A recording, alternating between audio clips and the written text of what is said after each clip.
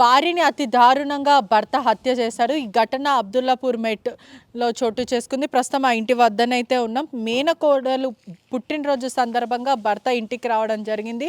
అదే కాకుండా సెలబ్రేషన్ టైంలో కూడా భర్త వెనక నుంచి కత్తితో పొడిచి పొడిచి హతమార్చారని కూడా తెలుస్తుంది. ఒక ఇంట్లో అద్దెకున్న సమ్మక్క అనే మహిళని అతి దారుణంగా హత్యమార్చారు. సూర్యాపేటలో భర్త నివసిస్తూ ఉంటారు. భార్యాభర్తలు కూడా తరచూ గొడవ పడేవాళ్ళు. అందుకే డిఫరెంట్‌గా ఉంటున్నారు. అలాగా ఉంటున్నప్పటికీ కూడా మేనకోడలు పుట్టిన రోజు సందర్భంగా కూడా సూర్యాపేట నుంచి రావడం జరిగింది. ఇదే క్రమంలో పెద్దల సమక్షంలో కూడా గతంలో విడాకులు తీసుకొని అలాగుందామంటూ కూడా చెప్పినప్పటికీ అతను వినకపోవడం, అదే కాకుండా నాకు దక్కంది ఇంకెవరికీ దక్కకూడదు, నాకే విడాకులు ఇస్తావా అంటూ కూడా ఆ మహిళ పైన అనుమానం వ్యక్తం చేస్తూ తరచూ టార్చర్ పెట్టేవాడంటూ కూడా ఆ మహిళ వాళ్ళ కుటుంబ సభ్యులకి అనేక సార్లు చెప్పింది.